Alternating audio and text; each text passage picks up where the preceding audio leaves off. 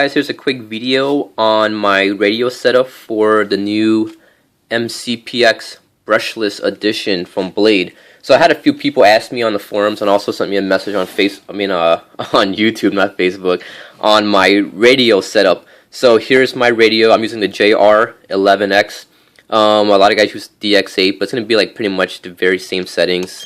But the settings could vary from transmitter to transmitter, so don't follow my settings and complain that it doesn't work on your radio, because it could be different. So, you know, all helicopters, all radios have a little bit slightly different setting, but here's my general basic settings. So, here we go. Alright, dual rates and expo. I'm using 100% dual rates. Some guys like to do 70 or 80%, I guess if you're flying indoors or you want something just to tame it down if you're a beginner, but for my style, I fly 3D, so I have no need for 70% dual rates, because to me that's just a little too slow. I use 100% all the way across. Now for expo, on elevator and aileron, so make sure my aileron I have 20% and elevator I have 20%. The recommended expo for the aileron and elevator on the manual was 40%, which in my opinion was way too much. I just didn't like 40%. It made my blade, or my little mcpx feel really sluggish. I would have to kind of jam the sticks all the way just to get it to flip, instead of being like a little bit and a little bit. Some guys like to do I think I heard guys on the forums do 0%. Once again, depending on your radio, how fast it is, I guess how precise it is. You know, some people like to be like really sensitive around the center. Some guys even run negative expo. I use positive. I use 20%. I tried 15, and 15 was a good spot, but I think 20% is my sweet spot on my radio, in the way I like my radios to feel, because I have my sticks a little bit on the looser side. So having a little bit of expo helps a lot. For rudder, I'm using 0% expo. Why? Because to me, it's like it's already soft around, you know, the center, so there's really no need for expo. Some guys use negative expo on the tail because they want their tail to be, you know, faster. Instead of going like all the way over to the tail to spin over, they just use expo to speed things up. Instead of, you know, soft here, it's faster around the center of the rudder.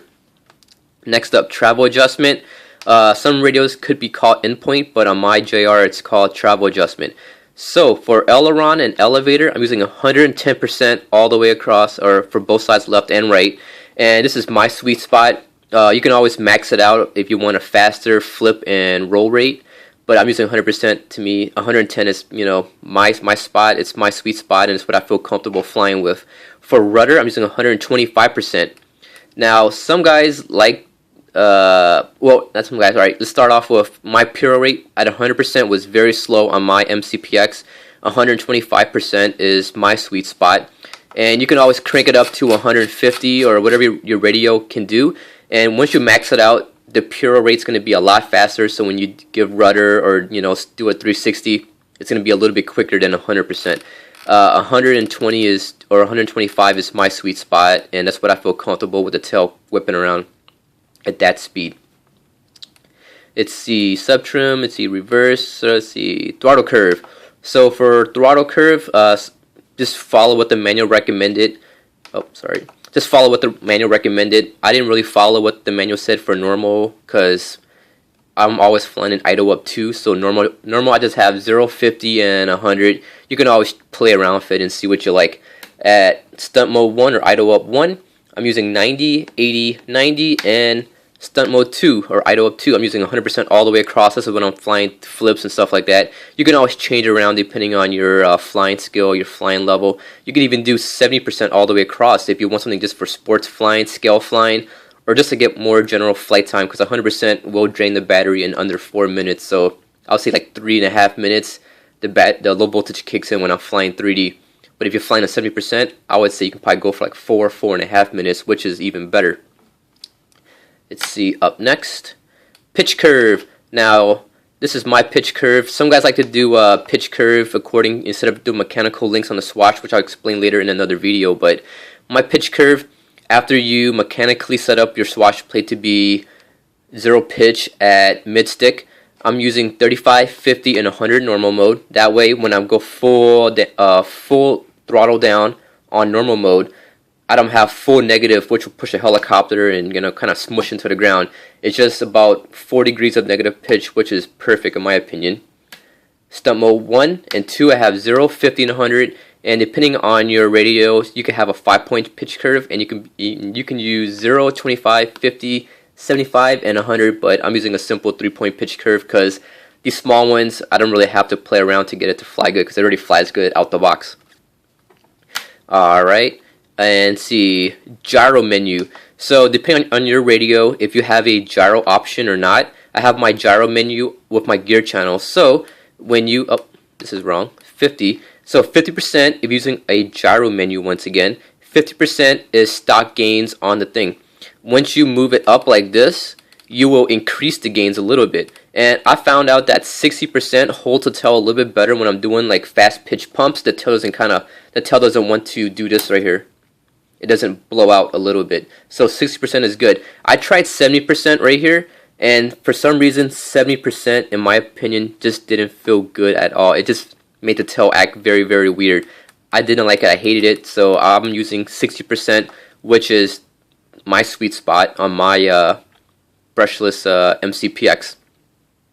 And if you guys are using another radio without the gyro menu and all you have is just the gear, 0% is actually stock gains, and when you go up more like 5, 10, that will increase the gain. If you guys are not unsure about that, just look on the Eflite thread. I believe James from Horizon posted on there that how to adjust the tail gain on your radio and what it does, because I don't really think it's mentioned in the manual at all. Let's see, up next, timer. So my timer, I have it set for 3 minutes because I fly 3D, which is what the manual recommends, and which is true.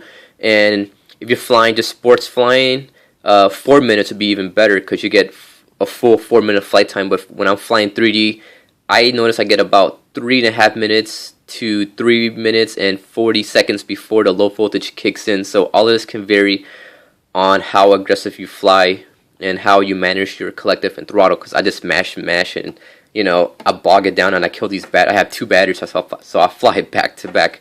And that's pretty much my radio setup. This is just for you guys who's asking me and sending me PMs on the forums and sending me a message on YouTube on how I have my radio set up. It's very simple, it flies good out the box, but if you want to fine tune it more, you would have to sit there and just try different setups and see which one you like, because my sticks are a little bit soft, so it's not stiff. That's why I have expo. Some guys run their sticks stiffer, so they use no expo, because why? When you're moving like this, you tend not to move it too much. So expo will always vary on your flying style, and it will always be different from person to person. So I hope you guys enjoyed this video on my transmitter setup for the new mcpx brushless. I'll be posting another video very soon of setup tips on your helicopter and what to look out for and stuff like that. So hope you guys enjoyed this video once again. Thanks for watching, guys.